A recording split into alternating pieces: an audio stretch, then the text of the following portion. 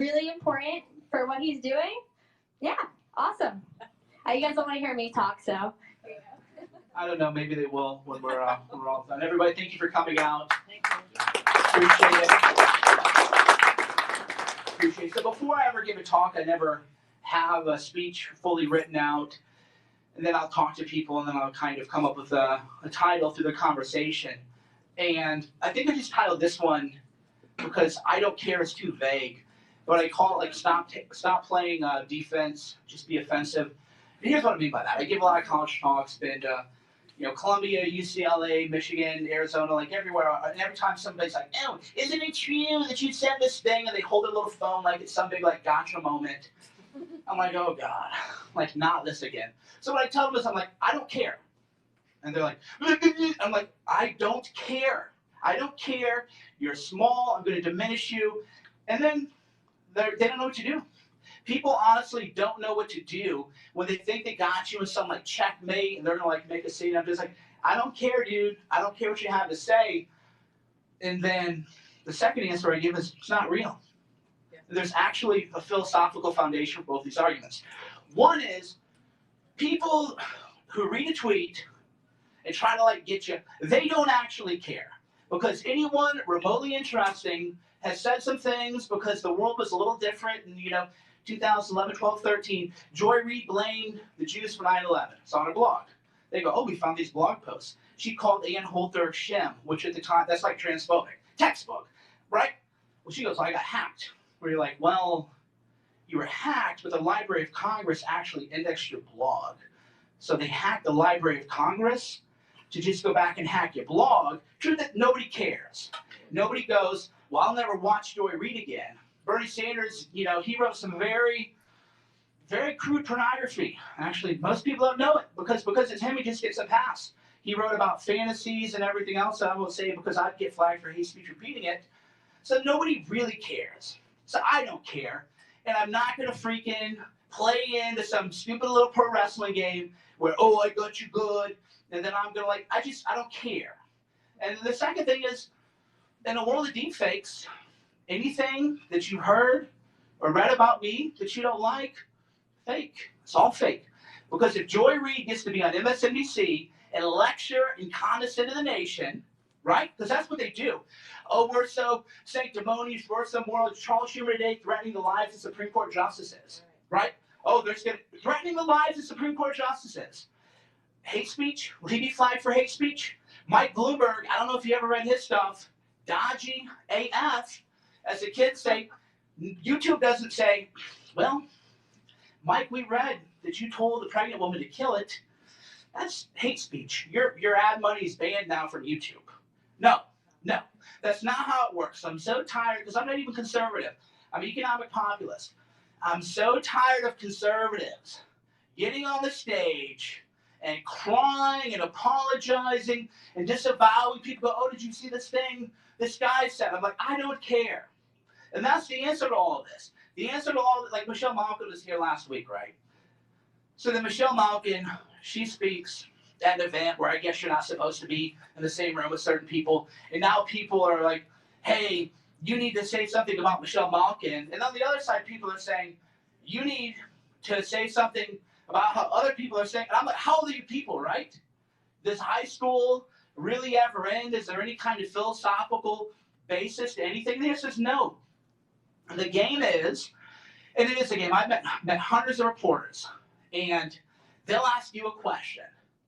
And they'll say, well, you're going to bring up things that you alleged that I said, but when you write about James Gunn or Joy Reid or Mike Bloomberg, you don't put that little, you call it a little parenthetical of death, right? If you Google my name, Mike Cernovich, who this whatever word salad that they can throw off to somehow offend me, said the following. It's never Mike Cernovich, who sued to get records involving Jeffrey Epstein when nobody else in the media gave a shit. It's not Mike Cernovich, who uncovered a secret, confidential sexual harassment lawsuit by John Conyers, forcing a very powerful, respected, long-standing member of Congress to resign, said the following, right? It's not Mike Cernovich, who's written a worldwide best-selling book, Guerrilla Mindset, that some people have, right? Mike Cernovich, filmmaker. No. Mike Cernovich, propagated PCA, which is a lie, by the way. They can never show you the tweets where I propagated anything. And then, by the way, post Epstein, you're just like, how does that even work? Mike Cernovich, you're basically saying Mike Cernovich, he hates pedophiles. And, that's somehow to the media, I guess, a bad thing because they protected Epstein for years, right? They protected him for years. They protected Harvey Weinstein for years. My favorite moment in the Harvey Weinstein saga was when CNN, respected reporter, Jake Tapper, tweets out, after news of Weinstein broke, person tells me this was always an open secret. And all this media bros are retweeting it. And I thought that, I go, you know what? F you. Isn't your job as a reporter to report this out? But that's what they do. They're going to do it now to Chris Matthews, serial sexual harasser. I broke a lot of stories about him. And now that he's on the outs, boy, they got a lot to say. He said, how many people in this room know Chris Matthews settled a sexual harassment lawsuit? Right? Hardly nobody. Not brought up. But you'll know about my alleged tweets. Am I Chris Matthews? Right? No. Exactly. Oh, right? Well, most people don't know Chris Matthews settled a sexual harassment lawsuit. Years ago, the woman had to leave her job. I know who she is. Most people don't know he said this, and he can sue me for libel if I'm lying, because I'm not. He told an African-American woman, and another time I'd have owned you. Every reporter in D.C. knows that. Every reporter knows that. But he had a big show. You want on his show, you can't talk about that. You can't talk about how Matthews actually quit his job because a bunch of NDAs. NDAs are like the hot topic now because of Mike Bloomberg. What about Chris Matthews' NDAs? What about the NDAs of Charlie Rose? Where's the call to demand that CBS and everybody else releases these NDAs? Nothing, right? Because they don't care. They don't actually care. And that's why I'm so sick of people who, to make a bit of a Nietzschean reference, the primary weakness of conservatives, and this will be clipped out of context, but I don't care, is a Christianity. And here's what I mean by that. It's the sense that, well, let's believe the best about people. Michael, the media, maybe they're just mistaken. Maybe they're just wrong. Let's believe the best in them and let's be good to them. How about no, right? I got that from my daughter, I'll say. She's 3. Okay, it's time for bed. How about no? And I picked that up because that's my answer to a lot of this. How about no? How about we quit pretending that they're acting in good faith? How about we quit pretending that there aren't multiple standards? How about we not pretend any longer that Joy Reid blamed Jews for 9/11, but she's allowed to have an NBC show, but Nick Fuentes gets banned from YouTube? Right. If you want to ban them both, okay, ban them both. That's my answer to that. But you don't get to say, oh, I'm so offended by what this 21-year-old said. By the way, I don't know if you've seen what Ben Shapiro said at 21. Not very nice stuff, right? But then he'll go on, whole speech on Nick Fuentes. But nobody's going to say, well, Ben, didn't you advocate for the ethnic cleansing of Palestinians? Right? Fact, he did. Now, do I really care that he said that? No. I'm not going to pretend that I care. But if you, right? I don't care. Whatever Israel wants to do, I think the biggest problem with Israel is that we don't just let them do what they want to do. And that creates all the conspiracy theorists about it, because most people in Israel are upset because America's holding them back. So it's another thing. So there's all this sanctimony, but if you're Ben Shapiro, Dan Crenshaw will go with you, share stage. How dare you, Mike, bring that up? You're a hater, right? How dare you do this? You're a hater. The answer is I'm not going to treat any of these grifters, because they are. I was around when they were all never Trump, right? And now Dana Loesch, oh yeah, Trump. She got pro-Trump people banned from events in 2015, right? So they're all frauds. But then they're like, oh, and then this is where the Christianity comes in. Mike, they've changed. No, they haven't. No, they haven't. They saw where the page views were going. They saw where the support was going. They made the shot at the king, and they missed. And they realized that to be relevant, they had to be, quote unquote, pro-Trump. So now they're all, heck yeah, pro-Trump this. And again, I don't even care if people are pro-Trump. But I do care that I'm supposed to play these little games where if you like a person, you'll pretend they never said anything bad. But if another person falls out of favor, then everything that they said bad is utterly disqualifying. And I'm tired, and it isn't just the liberals, it's all, you can see the patterns is about war. You know, and that's another problem too that we're seeing is that if you're pro-war, you're going to get a pass, right? Glenn Beck loves war. They all love war. So if you love war, you can get back in the little clubhouse. But if you're actually anti, because look what they did to Tulsi, right? That's why I tell people are like, oh, Israel, you know, because I don't like that either. Like, that's what I get fired up. I'm just like, no, you guys are wrong too.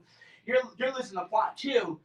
The answer is that in D.C., propped up by Northern Virginia defense contractors, Raytheon, Boeing, and if you're part of that club, you're okay. They'll give you the redemption pill, whatever, because you're pro-war.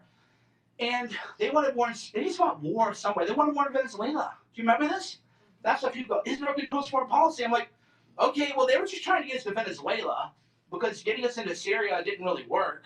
So maybe the big picture of missing is Raytheon. And by the way, there's a couple of Antifa people outside, blah, blah, blah. And I'm like, why don't you go protest Raytheon? Right? Right? Because they know what would happen. Oh, yeah, we're Antifa. We're fighting the fascism, the military-industrial. No, they won't fight the military-industrial. They act like I'm part of that when I'm anti-intervention. So we live in a world where, again, it is utterly absurd. Antifa, they're not going to protest Raytheon, right? They're going to protest Ben Shapiro on the college campus, and Ben Shapiro's going to give a speech about how Nick Fuentes said mean words when Shapiro said really shitty stuff too, pardon my language, when he was Fuentes' age. So then you just start to see this is all just a giant bullshit. It's all some like media simulation. There's no actually truth to it. So my approach, and this is probably why I'm around where other people aren't, where they've fallen out is, and I don't advocate this for other people, but I just lean into the postmodernism. I lean into this media stuff is all construction. There's no actual underlying principle. Because the underlying principle is, people go, I'm a Christian. I'm offended by what Fuentes says. Good. Pray for the kid. Pray for him. I grew up in churches. Right? I don't like a lot of the stuff he said. You know what I say? I don't like a lot of the stuff he said. But I know that 21-year-olds are, say a lot of things that are really dumb. 34-year-olds, I'm 42 now. I try not to say anything dumb. But I was still saying dumb things. And everybody who's a media person has said dumb things. So the answer is, well, we're so Christian. America's a Christian. Well, why don't you just pray for these kids? Because a lot of them are lost. A lot of them have been. Another thing I said before. Dan Crenshaw's in Congress. What is he doing yelling at college kids, you're going to regret this, we're going to get you. You're in Congress, bro. Right? And that is, too, the just moronic ass world we live in.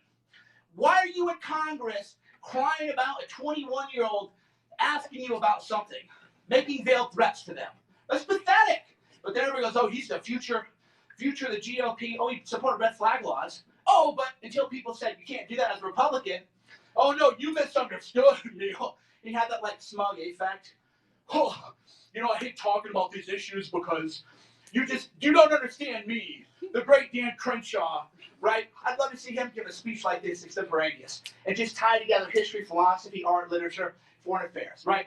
Let him debate a man, right? They'll go after a little college. I don't even debate people. I'm not a debate me AOC, like Ben Shapiro. But then somebody says, Ben Shapiro, debate me. Well, I don't debate people. Sure, you do for clout. He would debate AOC in a second. They don't want to debate people who can hang. They want to go on college campuses. This is Crenshaw and all of them. They want to go on college campuses, get some freak show who says that they ought to be able to kill babies and say, get that gotcha moment. But the minute you get them in deep water, get them in the weeds a little bit, get them in, oh yeah, you're right. You're right. What this person said is offensive. I think it's bad. What about that thing you said? Well, I apologized. Okay, so if this person apologizes, will it be okay? They can't do it. And then we have law student here, probably a couple, maybe a lawyer or two. When I bring this up, they go, that's whataboutism. It's actually not. It's called the Socratic method. It's called, if you seek to impose yourself on a person, behind that is a rule. So if the rule is said disqualifying thing, then let's apply some other examples. Okay, well, here's a thing that's very similar. How are they similar? That's what about it? No, it's actually to see, does your rule, do you have a rule? Or are you just finding whatever you can to attack people and to silence them and to shut them down? Everyone needs to grow the hell up. And that starts with, again, the big boy rules. I don't care. I'm not going to pretend to care. And if you're a grown man, quit going after college students. Thanks for attending my talk.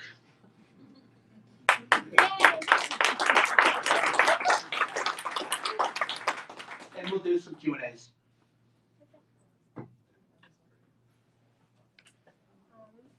Okay, so how are we with the Q&A? Please line up right here. A microphone will be given to you. So please get in this area here. Nina, could you take care of that? Yes. Thanks. Back here? Okay. Yeah, you're Rick. the first line. Rick, are we switching the mic? Like, am I giving it to You're gonna them? hold the mic like what Julie did last time. And he's gonna use this mic here, right? This works. Yeah. This is working.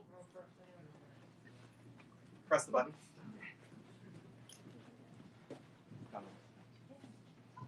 There you go. There we go. All right, and over here. No, right here. Right here. Right here. All right, so now we're having the Q&A session, so please line up. Anyone can ask a question. We have a good amount of time left, so don't be scared. You're good. All right. What's your name? Jadis. Do you want to hold it? You can hold it. If I can, yeah. You should hold it for like crowd control. Okay, so you don't like run. Yeah, start screaming. Yeah, you're good. Be more alpha. We're gonna leave. We'll all be a bunch of little savages by the time we leave. My name is Jadis. I go by Self-Made Woman on Twitter. I don't know. You might. We've chatted on Snap, right, or something? I feel like, yeah. Awesome. Anyway, so I don't know if you heard about HB 2706 that just went through the House. I've been working with Congressman Bardo trying to get this through, and it did go through the House. It's going to go to the Senate, hopefully. What are your thoughts on transgender athletes competing against, for lack of a better word, cisgender females? Okay, so that's a bill addressing that. Yeah, so I haven't heard of the specific bill. I mean, in general, there's like a, depends on the age, I think, that you transition. So one trend we're starting to see is, hey, I got third place in state as a junior. Oh, my senior year, I'm like a woman.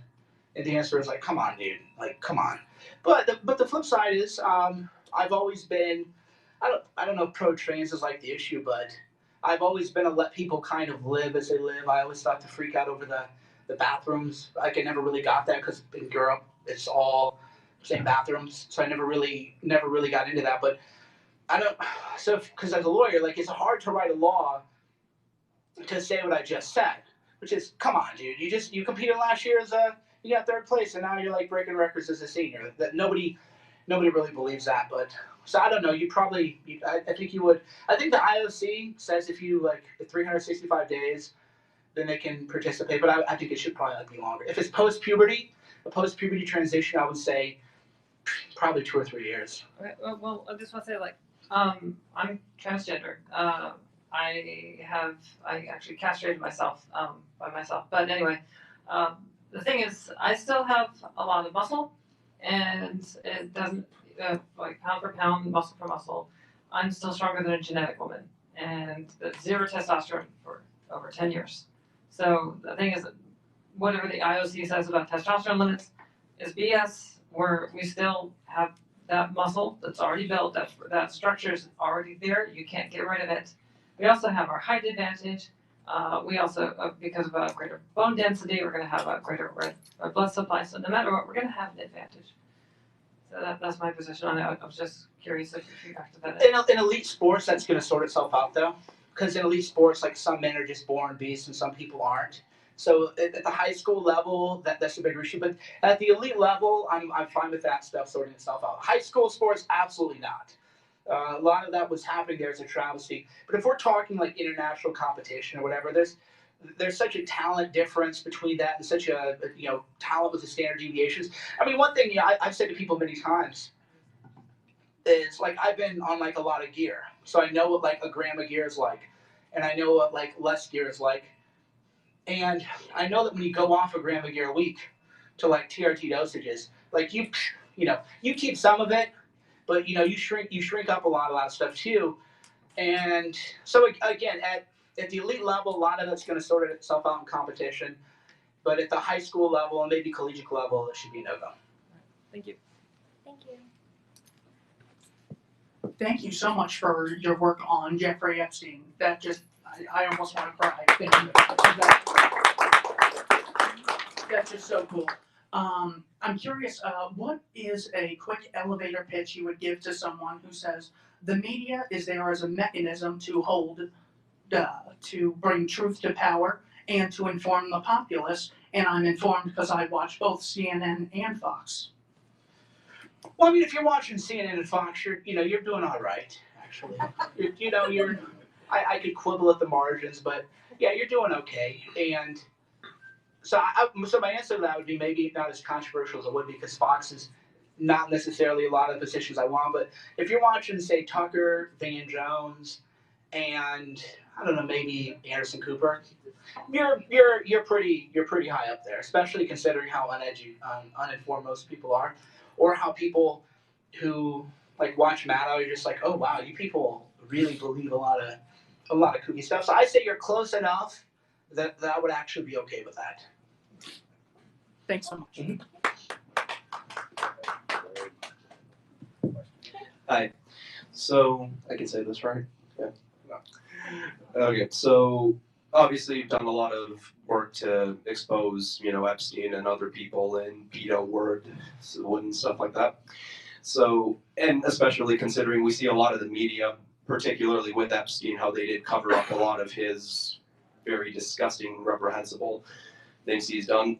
But despite that, the media still is in massive control, where even today, the narrative that they can shift, especially labeling people, they'll obviously be thought of that way, especially how they've done with you. Even you go on Wikipedia, it'll say you're a white supremacist or whatever.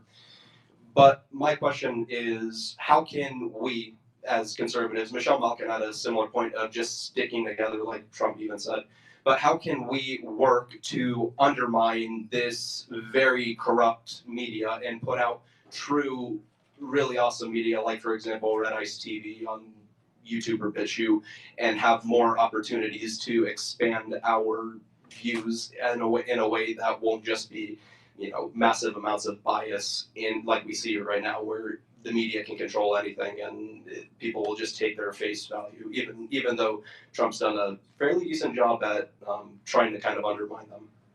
Well, there's a lot to unravel in the question, and one is that, the question is like, have the media smears on me worked? Just be like objectively, like they haven't.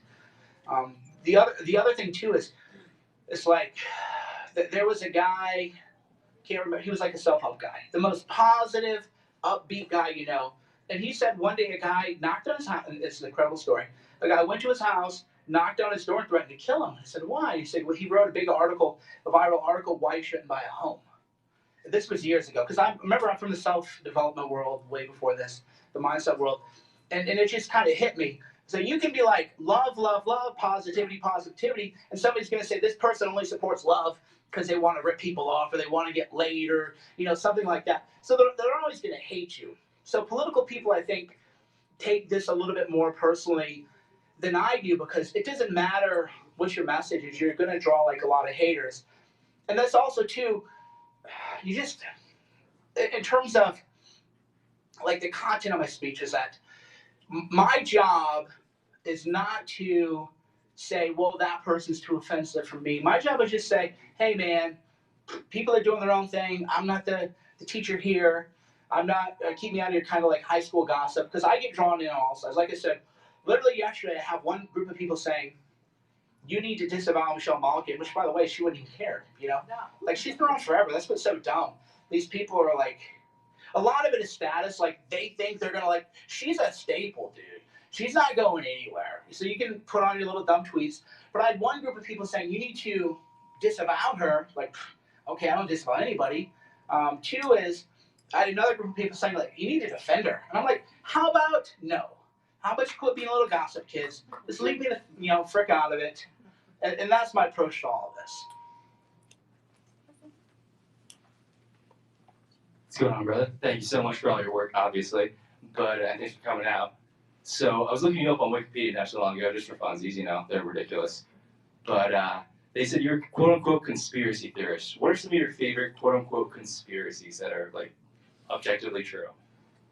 Yeah, that's a fun question.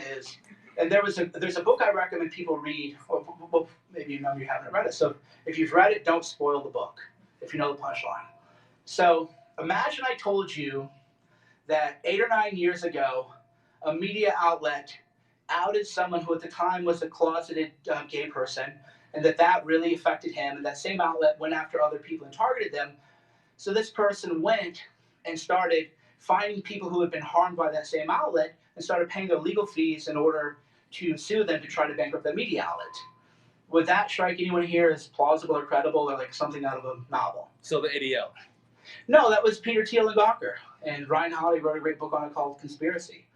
And the difference between what a conspiracy theory is and what a conspiracy is usually like double evidence. So if you're a lawyer, conspiracy is two or more people agree to an act and take an overt act in furtherance of, or they agree to a scheme or artifice, and then they take an overt act in furtherance of it. So if two people meet over dinner and say like we need to like do something about that guy, that's a conspiracy. But the question is how much you can, how you can prove it. So Gawker is a good example of a conspiracy theory, or rather, Peter Thiel versus Gawker is an example of a conspiracy theory that turned out to be true.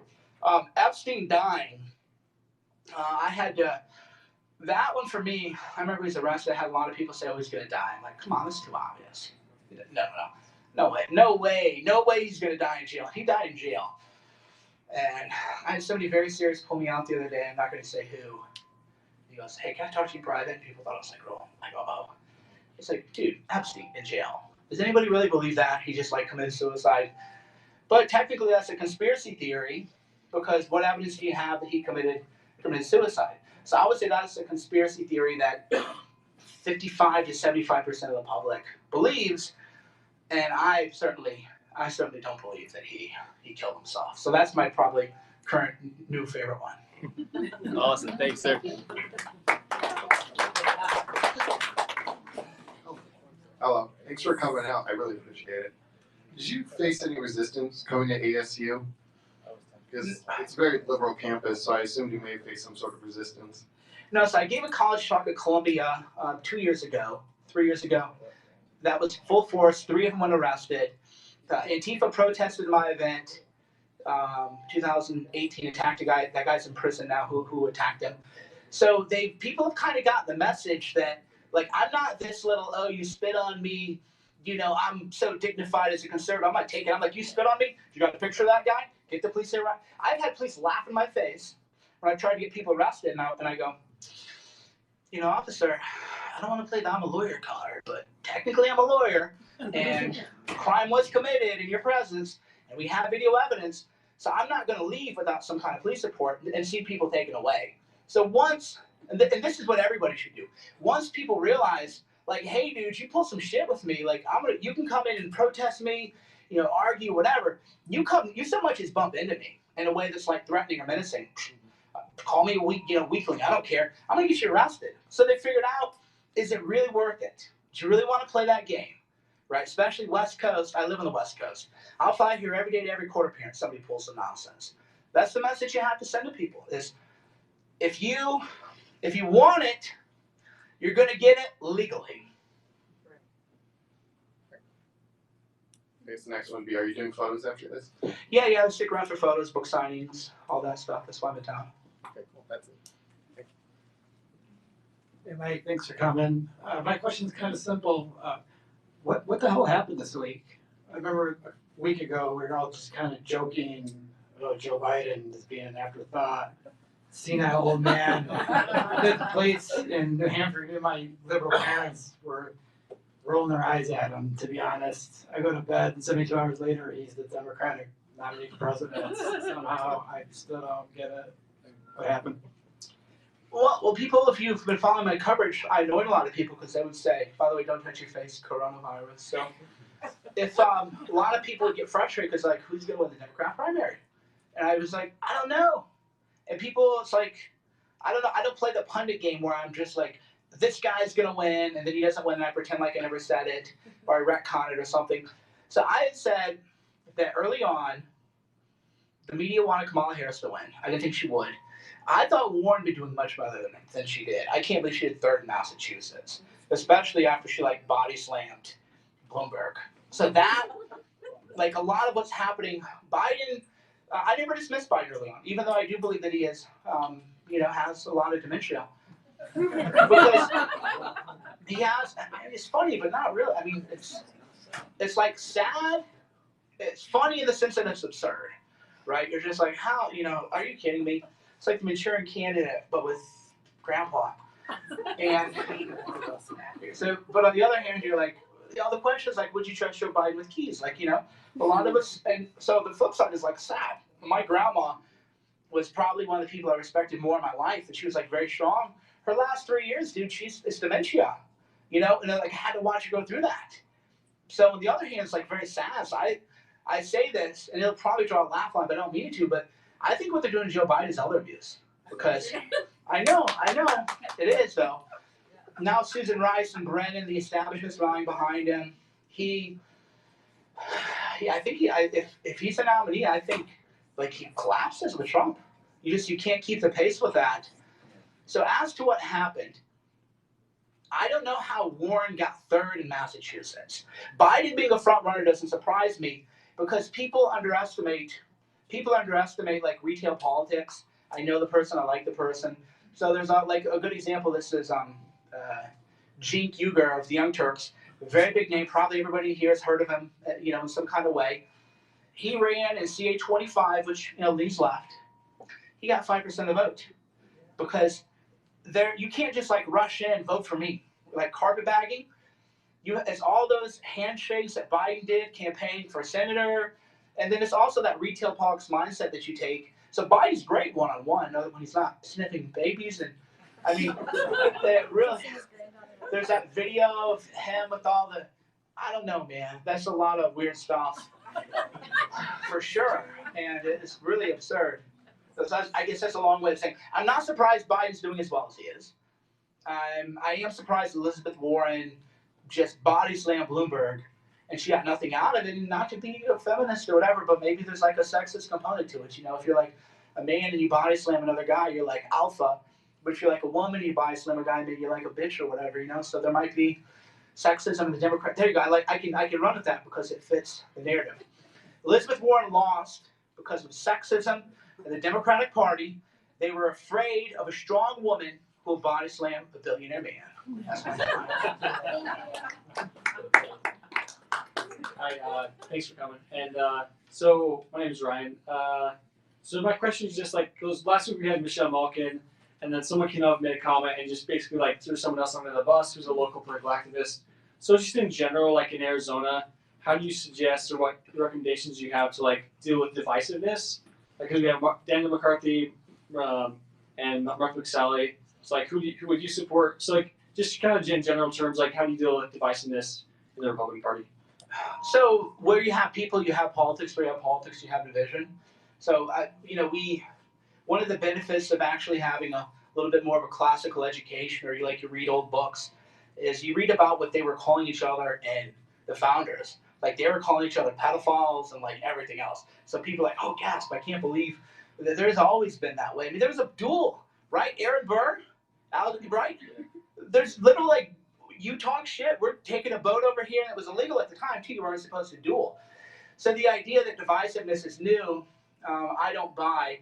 McSally probably gonna lose a seat that she shouldn't lose, which will make her a two-time loser, because she's trying to run to the middle, right? She's trying to play both sides. The whole point of the speech is like, that doesn't work. So I have nothing against her personally, but she's like trying to run to the middle. It doesn't work anymore. Everybody should know it doesn't work anymore. So if she loses, I don't wish her ill, but she's running a losing campaign, and her strategy's a losing strategy. So like when she loses, I don't care, dude. It's not really like my job. And if she doesn't like it, she fighter pilot, toughen up, right? Yeah. Thanks. I was wondering if you had any advice or any tips on how to make sure you're not manipulated intellectually by the media or politicians.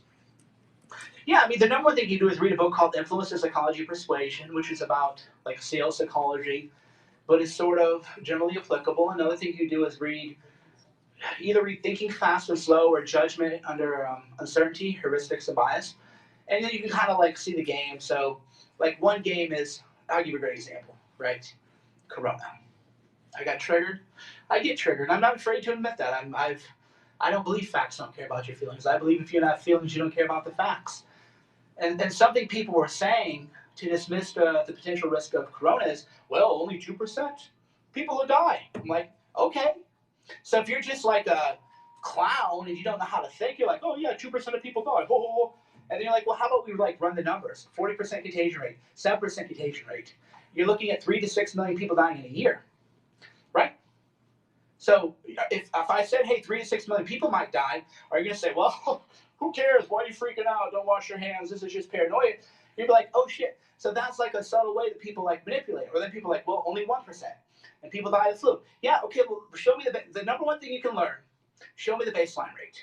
So if you're saying only 1% of people die from the coronavirus, well, okay, well, 0.1% die from the flu, so that's a 10 times greater death rate. So now when you say 60,000 people die of the seasonal flu, that means 600,000 people die of coronavirus. Is that like cool? So the number one thing they do when they want to play a trick is they pretend like there's no baseline rate. And whenever time anybody throws you a number or compares something to something else, say, okay, like let's just pause for a moment and write this out. So you're telling me that, well, it might not be 70% contagion, it's only 40% contagion for corona. Okay, well, let's run the numbers. Let's get an Excel sheet, right? So that's the number. Once you do that, people, by the way, lose their minds because almost nobody does. That's the number one thing you can do. Oh, and then the number two thing is, this is easier than math, so maybe it's the first one, is like look for predictions, not explanations, right? So anybody can explain something and draw all kinds of like false correlations, but look for the person who's like, this is going to happen on this date, and they could be lucky, survivorship. That's why you have to read a whole book on cognitive biases. Maybe they just got lucky because some percentage of people are going to get lucky. So the survivorship biases, like let's say 100 of us today invest in the stock market. By luck alone, 50% of us will be out, 50% of us are down. So after year one, you're like 50 people geniuses. Well, those 50 people do another year. 25, right? So 5 years, you have, say, 5 people. You're like, wow, this guy's a genius. Beat the market for 5 years. Well, how do you know that just wasn't by virtue of there being all these people and you are going to get lucky, you are going to hit heads 5 times in a row, right? So that there's a lot of that, but that's why you have to read all the books. By the way, your phone is like at 15%, so I want to let you know. It doesn't die. I have a charger if we need. Yeah, I have that charger thing, right? My Mophie. I brought the Mophie. Oh, yeah. Remember that battery pack I handed you? Yeah, it's in my backpack. Okay, great. Okay, we can do that. And I have a cord. Oh, sweet. Quick question. Are you still a fan of Kelly Ward, and why? I mean, I've always liked Kelly because she is somebody who wasn't afraid to lean into the controversy and lean into she doesn't play like the disavow game, right? So I've always liked that about her. On the issues, I don't really care about it. Where people tend to vote party line anyway, with some exceptions. So if you think the party's kind of okay, then yes, I like that she just leaned into all of it. And who knows what she could have done with more backing? I don't know. So maybe McSally needs to just be like 10% more Kelly Ward, and that'll be the win.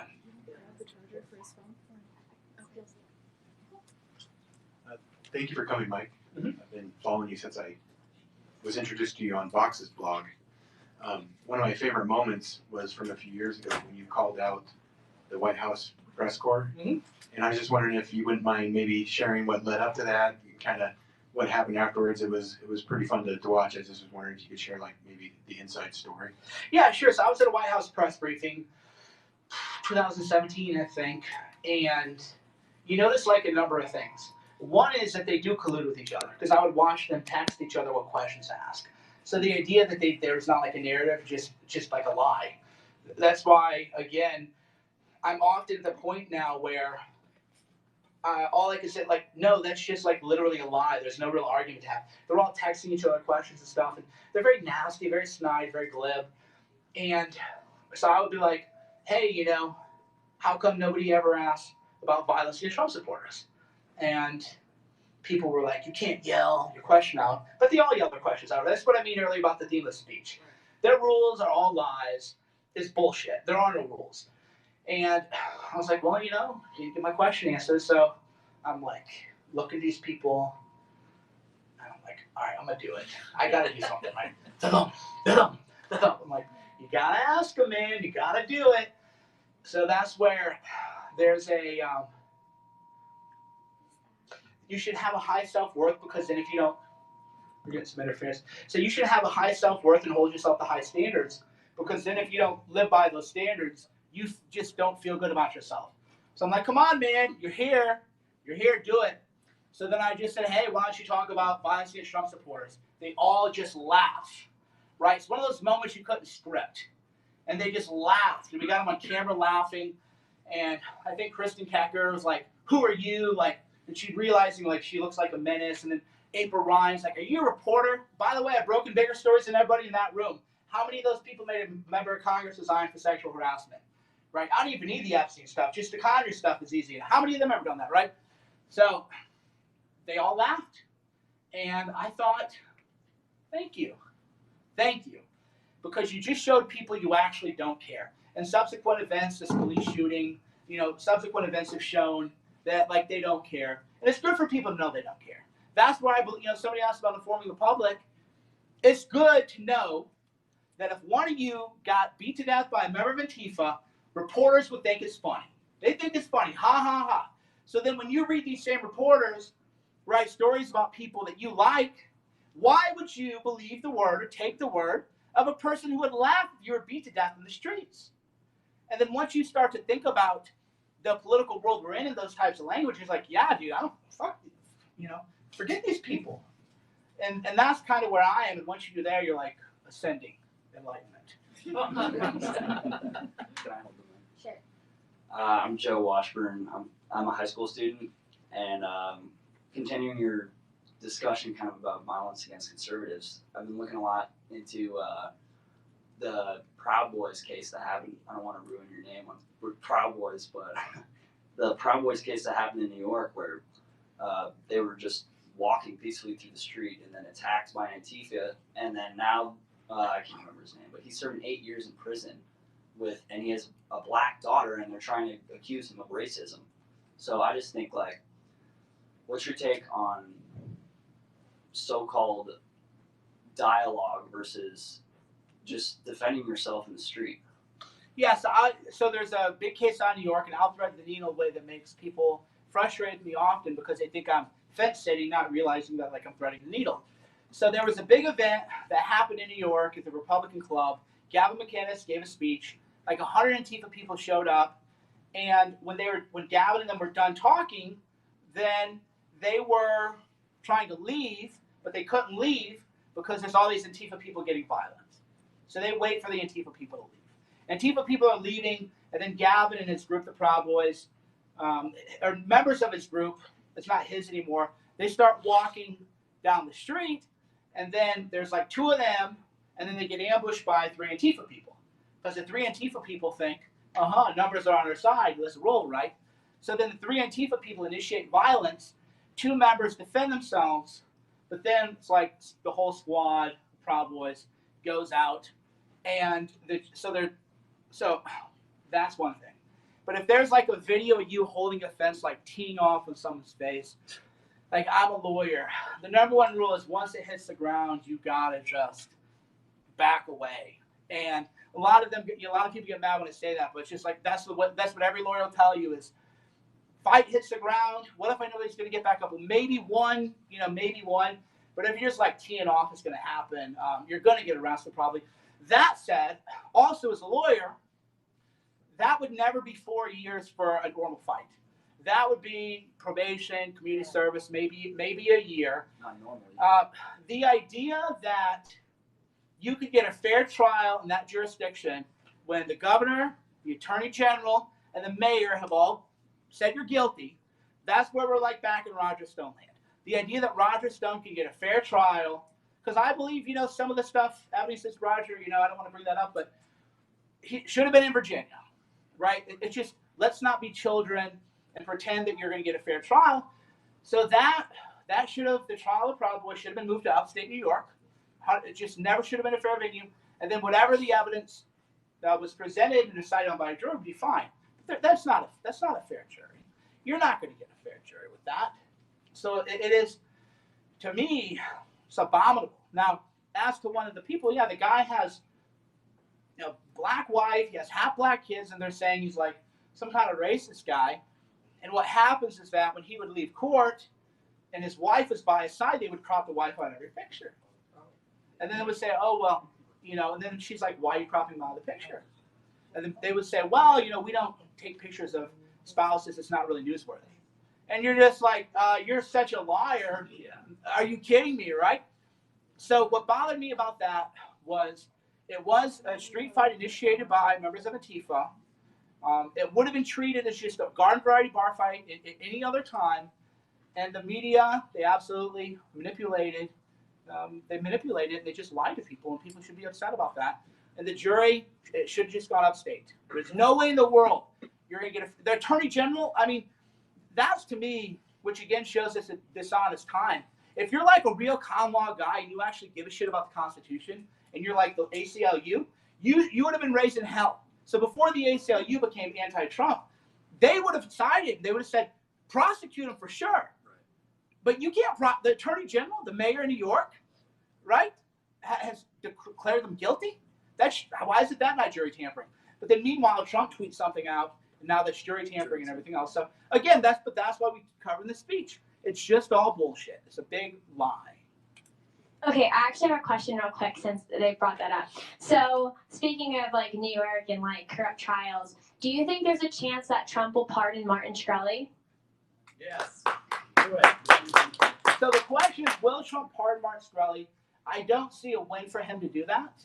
I think Martin was an interesting case because the people that he cheated actually made more money. And they're like, well, you moved from one account to the other. They got him kind of like on a technicality, more or less. But I don't see a political win for Trump. That would just be the kind of thing if you're bringing him pardons. There's so many other pardons above that. Raul Albright, for example. There's so many other. There's so many better ones. Is Kaczynski in federal court or state? Federal. Well, definitely Kaczynski's not going to be getting. That I will. I don't like to make too many predictions, but that myself on. But yeah, Martin Shkreli, I just don't see a win for him there. Hello again. Mm-hmm. So the next question that I have is, given the fact you even mentioned you're not conservative, and is this thing still on? Yeah. Mm-hmm. So my question is given the fact that the mainstream right, and I even mentioned this with Michelle Malkin, seem to be thinking they're edgy just by talking about, free market capitalism, government, all that kind of stuff. But at the same time, even Ben Shapiro even says that they won't talk about the underlying issue that is a bigger threat to conservatism and right-wing values in general, is the fact that of demographic shift. Now, not saying out of certain people are inferior, nothing like that. It's just a fact that overwhelmingly immigrants and minority people vote Democrat. It's just a fact that given the massive amount of immigration we have right now, where even in Arizona, we elected our first Democrat senator in a quarter century. Colorado, I know where the question's going. I mean, there's people, the Democrats have said this. That's what I love about this. Demographics is a conspiracy theory. And I'm like, well, how about I show you Democrats saying we need to change the demographics so we can win elections? So the answer to that is, I just quote the Democrats on it. I don't even have an opinion. I just know that according to Charles Schumer and every other Democrat, that if they want to win elections, they can only win elections by changing the country, and they've admitted it. So it's far from if it's a conspiracy theory, it's one that the Democrats support because everything you see is demographics. This on the flip side to that is. White college liberal. I view college as a bigger issue than demographics. White college liberals, they vote Democrat. You go into this indoctrination machine, you come out like left-wing stuff. I had to choose as to what I think is a bigger deal. I would rather shut down universities and stop the brainwashing factory, or raise the college age to 22 when you've actually lived your life a little bit. So universities, if you just look at how white college educated liberals or white college educated people are voting, and you're like, the demographic destiny is there too. So yeah, Democrats have said it though. It's one of those beautiful things where if you're conservative and you say what a Democrat has said, now suddenly you're a conspiracy theorist, even though they're just admitting what they want to do out in the open. Right. Which then kind of, sorry, won't take much longer. Which that's the other thing is you see a lot of this sort of left-wing infiltration, even among the supposed mainstream conservatism, where we have Turning Point, for example. Well, I'm not going to call it, Turning Point. This is where I disagree with a lot of what happened there. The Turning Point's definitely not good, but as to answer some of your specific questions, like I remember when Turning Point came out with the shirt "Socialism Sucks," I was like, "This is cringe. Nobody's a socialist." And then that was like a boomer movement for me. I'm like, "Oh, this is actually like a real thing." So they are. I didn't realize like socialism was a thing for people under 30. And so in that regard, they're definitely like fighting against that. Now, the flip side to any kind of group is I can't remember who said this, so I'm going to plagiarize someone unintentionally, but that lobbyists aren't going to pay. Hey, Cernovich, do you support regime change wars and making us so we make less money as Raytheon? Hey, are you going to support our legislation that we can pay people less money and essentially make people afraid to mess up at work because they'll be deported? Hey, are you here to support? No, you got to support the Chamber of Commerce and you got to support the military-industrial complex. And if you do that, you'll get the donors. You'll get the big donor money because they know that they can prop people up. And this is not Charlie, so I'm going to be clear about that. This is not Turning Point. But they know that they can prop people up and get those people to either advocate wholesale for what they want, or for people like Shapiro, just don't talk about it, right? So they just go, oh, this is too dicey an area, so complicated. Like, what's so complicated about if you have more people, wages are going to go down? Everybody who goes to college, supply and demand, right? If there's more of a good, the price decreases. But somehow with labor, this magically doesn't apply anymore. So you can bring in 10 million more people, and wages aren't going to decrease. So people play dumb on that. And again, the answer is really simple: is if you're, to do this. For me, I had success in other areas of my life. I couldn't be up here. It's expensive, dude. People are like, oh, you're doing this. I'm like, dude, I was like, before I got in this world, I was killing it, dude. So fortunately, I did so well in life before this mess. You're not going to make any money doing this because you're not going to have lobbyists backing you. You're not going to have military-industrial complex backing you. You're not going to have the Chamber of Commerce backing you, right? So the only people who can afford to, and you're going to get attacked. Right. So here's the deal. You can have a Wikipedia page filled with the most heinous lies about you. You can be smeared as, pro any kind of violent thing in the world, and you cannot make any money. And you can be called a grifter by people who think you're making money. Where do I sign up? Right? Where do I sign up? And I found myself in this dumbass world, and I think about it every day. What the hell am I doing? I wrote books, success, worldwide tours, mindset seminar. There's mindset people, what are you doing this politics stuff? So that's what you sign up for when you're up here. So that's why people are, Mike, I want to do what you do. No, you don't. You don't, but I'm here, and the problem is if they'd have been nicer to me, I would have gone away. But I just, like, you mother, So they have to deal with me for a while, and I'm getting more ferocious, but I'm also aging. I look at old pictures of myself. I was so good looking and everything. So I don't know, man. That's a long way of saying, if you actually advocate for real people, real Americans, enjoy being broke, dude, because there's no money in it.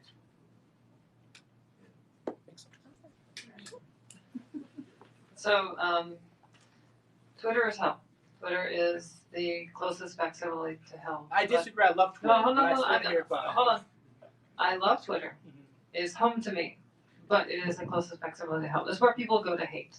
It really is. But it's also where people go to propagate their ideas. It's where they know that they can go to someone like you and actually interact with them, get real feedback. I think that's awesome. Have you ever worked a customer service shop?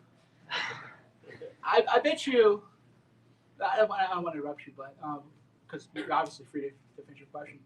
But if I put you in customer service at a call center for a week, you'd be begging to be back on Twitter.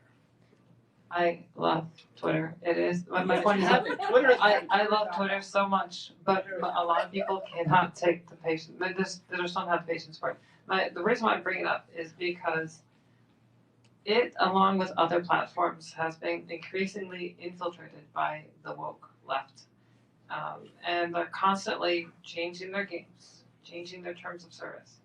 And people who are left wing or centrist, but even left wing are getting deplatformed. Radical feminists are getting deplatformed because they're not woke enough.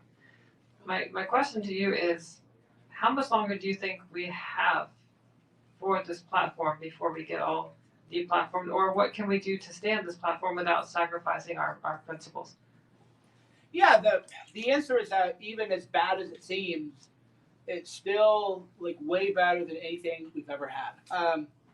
So I'm simultaneously pessimistic and optimistic. I'll tell you why.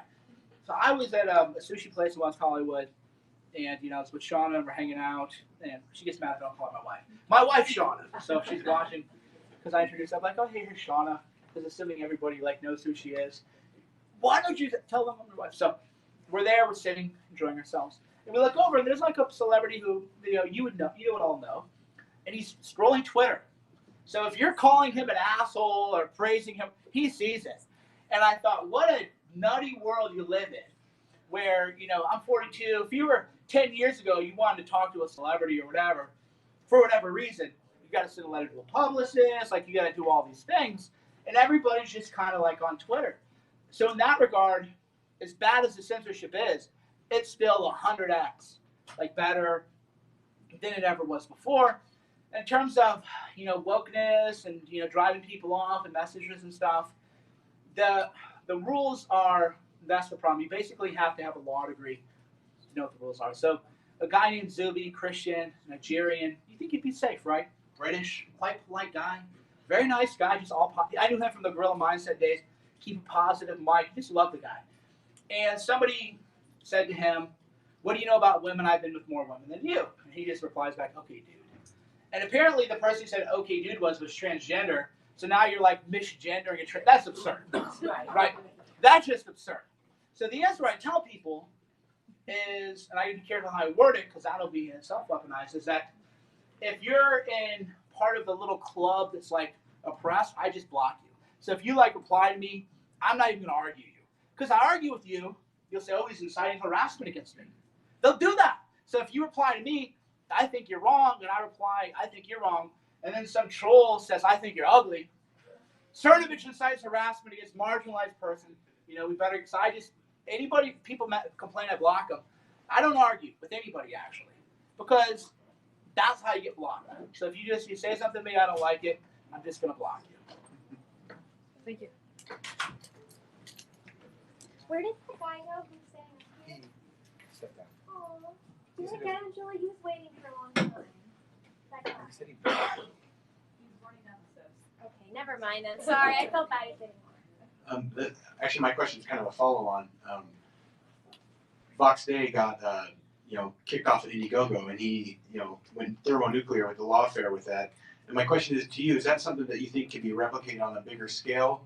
And if so, how could that happen? So the broader answer is that if you have legally actionable rights, you should seek to assert your rights in court. And that is in all things. I remember, because I used to be a National Review conservative. I read National Review, and I used to think George Will was the greatest writer. Maybe one day I'll write like George Will. And William F. Buckley had these little word columns, and he felt so cool and everything else. And somebody asked William F. Buckley one time, they said, hey, Hillary Clinton's going to speak at Yale. When you spoke at Yale, they turned your back on you. Should we turn our back on you?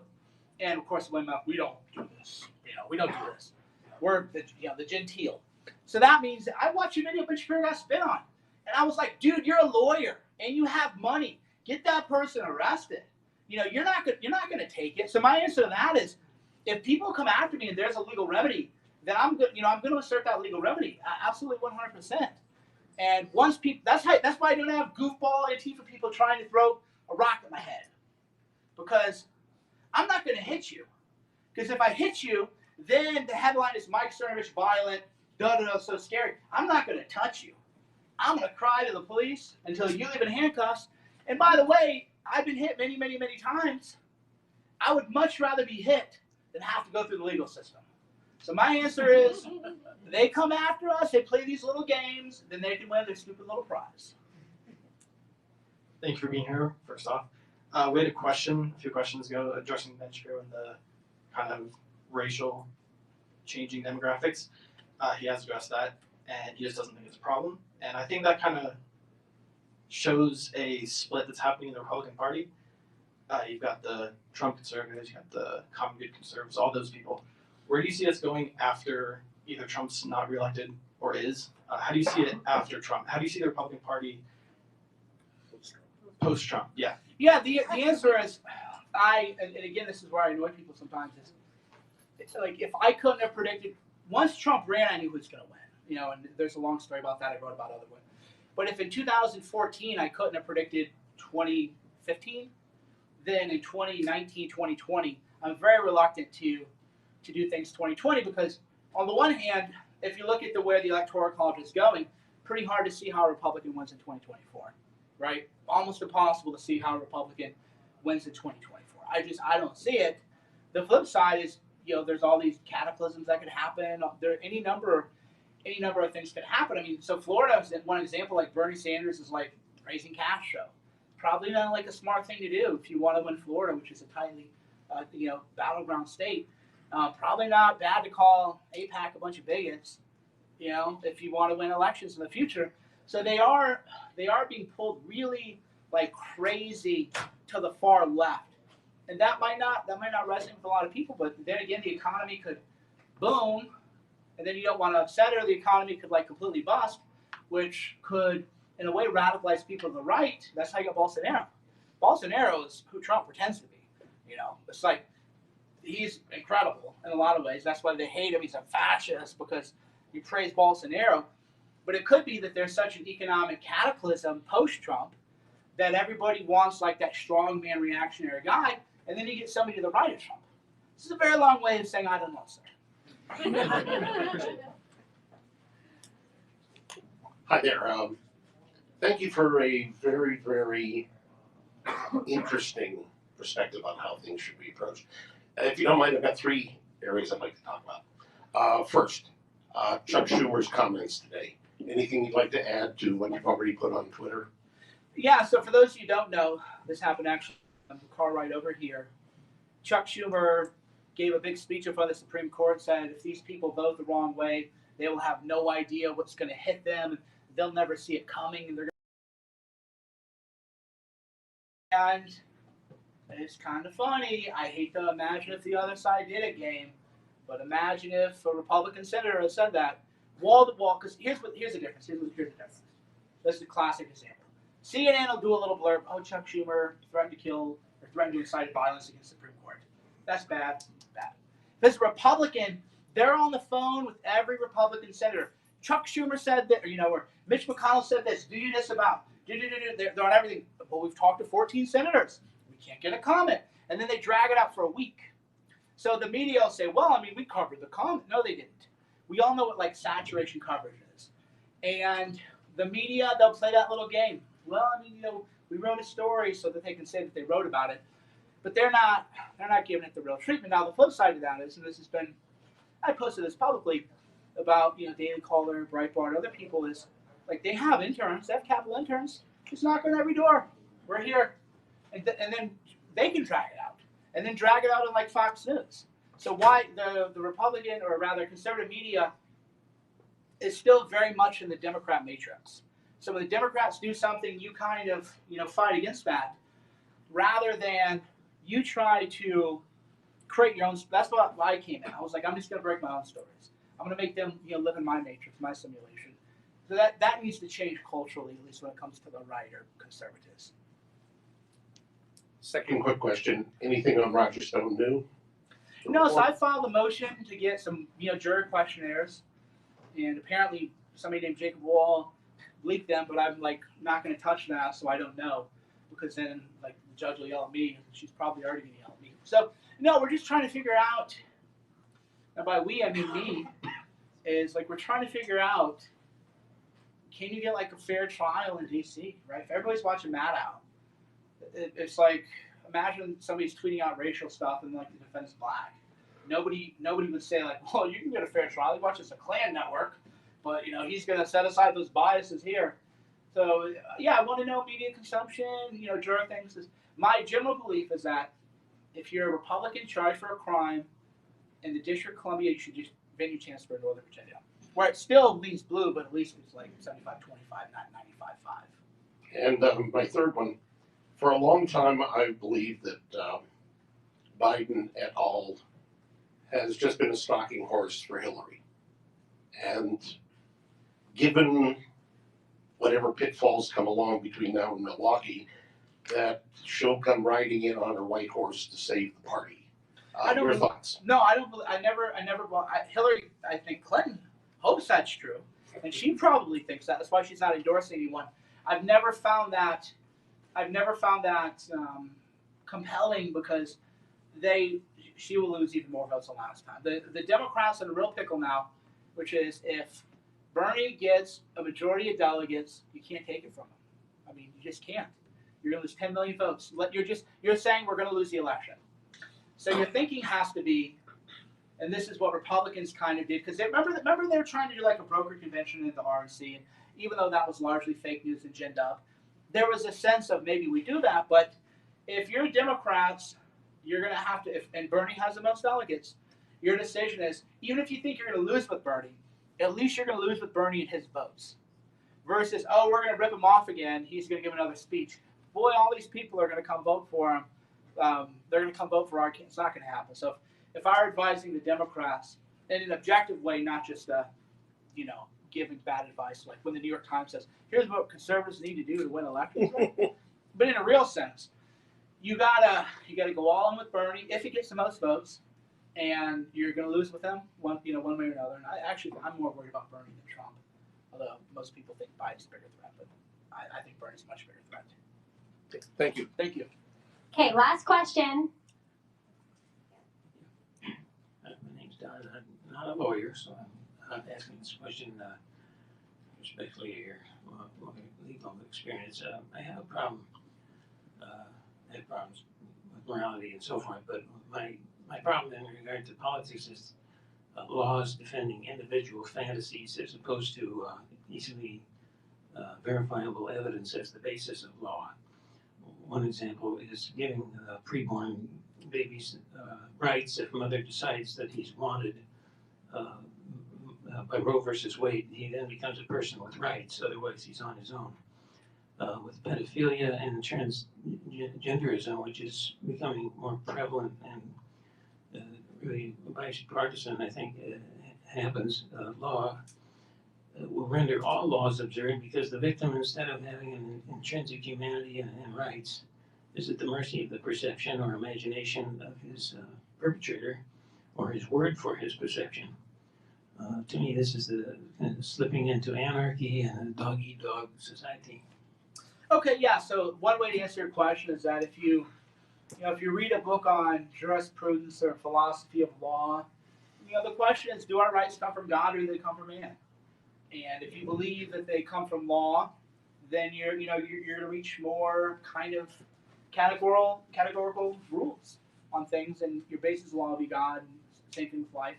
And then the question is, if your rights come from man, then every right is socially constructed, and there's play in the joints. So if you believe that under the Bible, and again, it gets more complicated because, at what point is a fetus a living human being and everything like that? And is it 6 months, 3 months, conception? How is that based in science? How is that based in religion? And the answer is that's why I generally, not out of any kind of cowardice, I just kind of stay away from the abortion stuff because it's pretty complicated. But if you believe it's a conception, it's not complicated, right? So if your scripture is a Christian Bible, it's a pretty cut and dry question. So the question is, like, if you live in a society of, and that's kind of mean, we live in a society, but if you live in a society and you want to live by the Bible, then maybe people shouldn't be so paranoid about Sharia law, right? Because they have a different kind of book too. Sweet. All right, everyone. I will take a few pictures, sign a few books, all that stuff. Thank you, everyone, for coming out. And before you start standing up, if we have anybody running for a campaign or representing somebody running for a campaign, could you please stand up really fast? And then you can get like a minute on the microphone just to say. Hi guys, my name is Leah and I am here representing candidate James Russell Timian, who's running for Maricopa County Assessor. If you haven't heard of him before, it's probably because